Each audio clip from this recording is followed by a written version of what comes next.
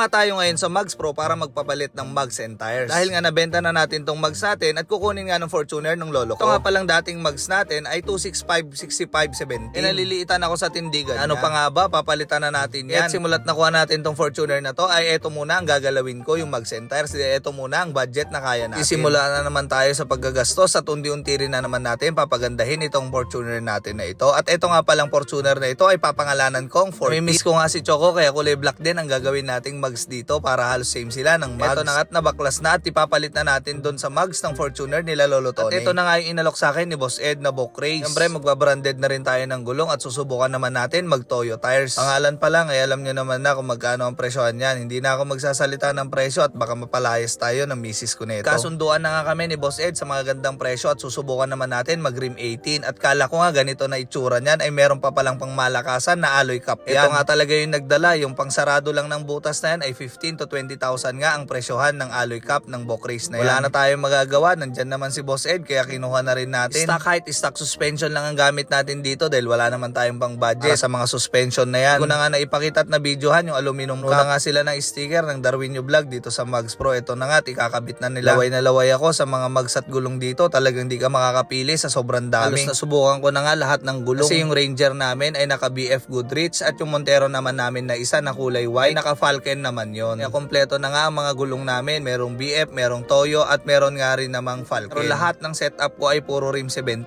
Ngayon first time ko lang din gagamit ng rim 18. Ito nga palang size ng gulong ko ay 265/60 R18. Nga daw nilabas si Toyo 265/65 sana ang hanap ko kaso BF Goodrich naman ang inaalok sa akin ni Boss Ed. Trip na trip ko talaga tong open country na Toyo na ito kaya ito na lang kinuha ko. Napakaganda rin naman ng tindigan tsaka hindi ka na rin magtatabas at hindi na matatanggal yung tapaludo dahil wala nang sabit pag lumiko kaya ito yung pinaka-standard na sukat ng Fortuner natin. Daming inaalok ni Boss Ed pero saka na yan dahil wala pa tayong budget. Ito na nga yung tindigan niya at pababa na at naikabit na nga nila lahat. Solid at napakaganda ng tindig at napaka-quality talaga ng mga kinabit namin ni Boss Ed dito. Sobrang labas na parang balloon type na 4x4 look. Lahat ng setup ko ay 265/70/17. Talagang balloon at mga 4x4 look ang mga datingan. Pero ito first time ko nag Rim 18, napakaganda ng tindig at napakalinis ng tingnan. Ano pang hinihintay nyo? At sa mga magtatanong ng presyo, dumirect na kayo kay Boss Ed. Sabihin nyo lang na napanood nyo yung video at bibigyan kayo ng malaking discount ni Boss Ed. Pagdating sa setup o anumang problema mo sa sakyan, nandito lang yan sa Mugs Pro. Montage!